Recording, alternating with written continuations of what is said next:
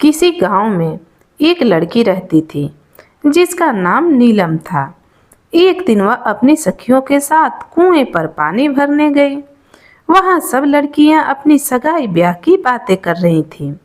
एक सहेली जिसका नाम बानो था, वह बोली, मेरे पिता ने मेरे विवाह के लिए कीमती वस्त्र खरीद रखे हैं। तो दूसरी ने कहा, मेरे लिए ससुराल में बहुत ही सुंदर वस्त्र तैयार हो रहे हैं।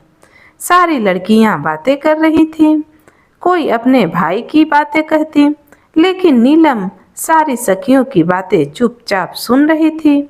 उसके पास कहने की कोई बात ही नहीं थी। बहुत दिन हो चुके थे। उसके माता पिता गुजर गए थे और वे उसके लिए कोई धन दौलत भी नहीं छोड़ गए थे। कोई दूसरा सगा संबंधी भी नहीं था जिसका सहारा लेती। बेचारी अकेली थी और गरीबी में दिन काट रही थी। उसकी शादी का प्रबंध कौन करता, लेकिन जी चाहता कि वह भी सखियों की बातचीत में हिस्सा ले। इसलिए उसने यूं ही एक बात बनाई और कहा, मेरा चाचा भी परदेश से आ रहा है। वह मेरे लिए बहुत से जेवर गहने और कीमती कपड़े लाएगा। एक बिसाती जो गांव में अपना सामान बेचने आया था, कहीं पास ही बैठा लड़कियों की यह बातें सुन रहा था।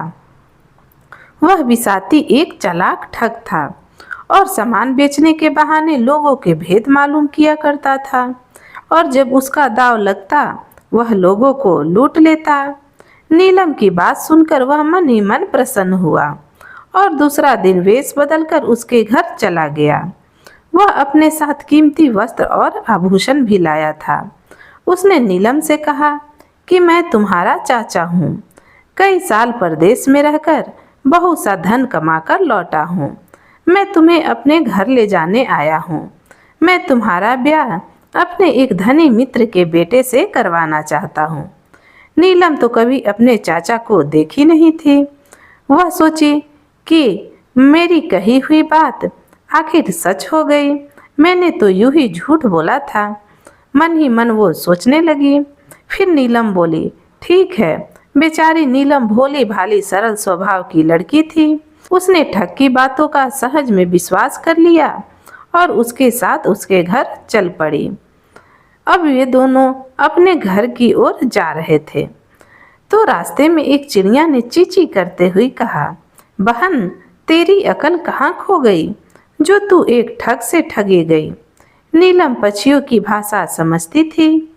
उसने अपने चाचा से पूछा कि यह चिड़िया क्या कह रही है। ठग ने उत्तर दिया, चींची करना और शोर मचाना इन चिड़ियों की आदत है। हमें इससे क्या मतलब। थोड़ी दूर आगे बढ़े तो उन्हें एक मोर मिला। उसने भी वही बात कही। फिर एक गीदड़ मिला। उसने भी यही बात दोहराई। नीलम के पूछने पर ठग बार बार कह देता कि शोर मचाना इन पशु पक्षियों की आदत है। हमें इससे क्या मतलब। वह ठग नीलम को अपने साथ लिए अपने घर पहुंचा और घर पहुंचते ही उसने सारा भेद अपने आप खोल दिया और उससे बोला, मैं तुम्हारा चाचा वाचा नहीं हूँ, नहीं कोई दूसरा सगा संबंधी हूँ, और मैं तुम्हें अपने साथ ब्याह करने के लिए लेकर यहाँ आया हूँ। नीलम यह सब सुनकर बहुत रोई, लेकिन अब क्या हो सकता था। उसके लिए अब वहाँ से भाग जाना भी संभव नहीं था। उसे अपने मार्ग में पशु पक्षियों की बात याद आई और उसे अफसोस हुआ कि उसने इस सब बातों पर ध्यान क्यों नहीं दिया। वह एक ठग से ठगी गई थी। वह ठग जब चोरी और ठगाई के लिए बाहर जाता तो नीलम को अपनी माँ के पास छोड़ जाता था कि वह उस पर कड़ी निगरानी रख सके और उसे कहीं बाहर न जाने दे। ठग की माँ बहुत बूढ़ी थी, लेकिन नीलम बहुत ही खूबसूरत थी। उसके बहुत ही लंबे काले और सुंदर नागिन की तरह लहराते हुए बाल उस बुढ़िया को बहुत पसंद थे। जब एक दिन उसका बेटा ठग करने घर से बाहर गया हुआ था तो उसने नीलम से पूछा कि तुमने इतने सुंदर बाल कैसे बनाए। तो नीलम ने एकदम से बात बनाई और बोली, यह सब मेरी माँ की कृपा है।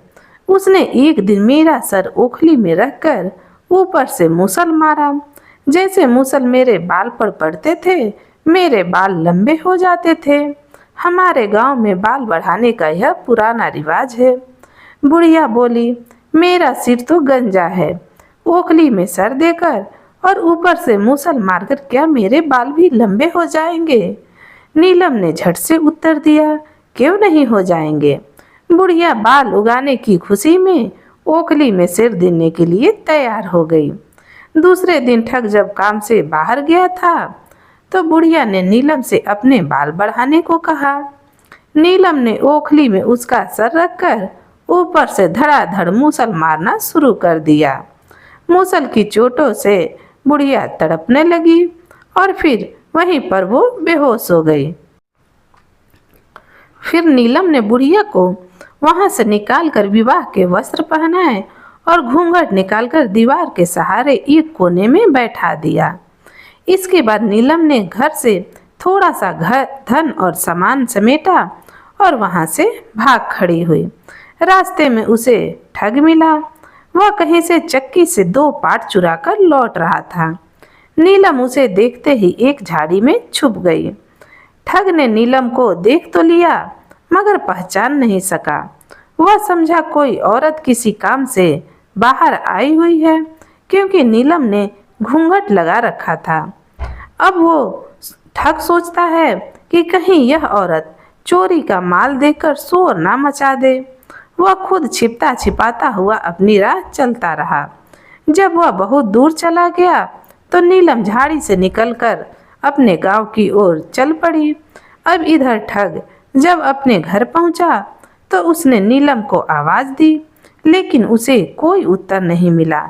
बार बार पुकारने पर भी नीलम नहीं बोली तो उसे क्रोध आ गया और उसने चक्की के पाट वहीं पर पटक दिए। जब वो घर के अंदर गया तो देखा कि नीलम तो उसके दुल्हन के कपड़े पहन करके बैठी हुई है, लेकिन जब उसने घूंघट हटाया तो उसमें उसकी माँ मिली। अब ठग बहुत ही गुस्सा हुआ और फिर मन में निश्चय किया कि वह नीलम को वापस लाकर ही दम लेगा।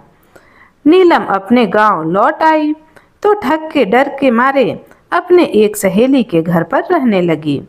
इसी प्रकार कुछ महीने बीत गया तो उसने सोचा कि अब ठग नहीं आएगा और वह अपने घर पे रहने लगी। जब रात को वह सोती तो अपनी रक्षा के लिए एक तेज खंजर अपने सिरहाने रख लेती।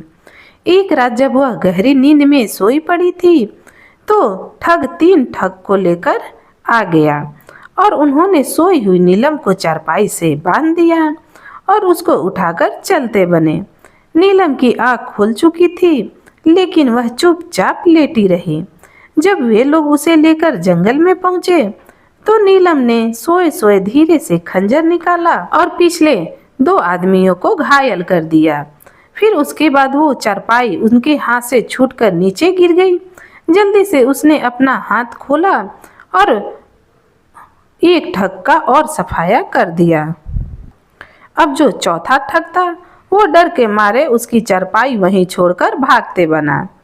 नीलम अब अपने घर लौट गई और उसकी वीरता के चर्चे सारे गांव में फैल गया। अब बहुत सारे लड़के उससे ब्याह करने को तैयार थे। वो उसे बहुत ही बहादुर लड़की समझते थे। नीलम ने अपनी पसंद के एक लड़के से ब्याह कर लिया और अपना जीवन सुखी और आनंद के साथ बिताने लगी। दोस्तों, आपको यह कहानी कैसी लगी? अगर आपको यह कहानी पसंद आई हो तो प्लीज़ इस वीडियो को लाइक और शेयर ज़रूर करें और मेरे चैनल को सब्सक्राइब करना न भूलें, जिससे आपको नई नई कहानियाँ सुनने को मिले। धन्यवाद।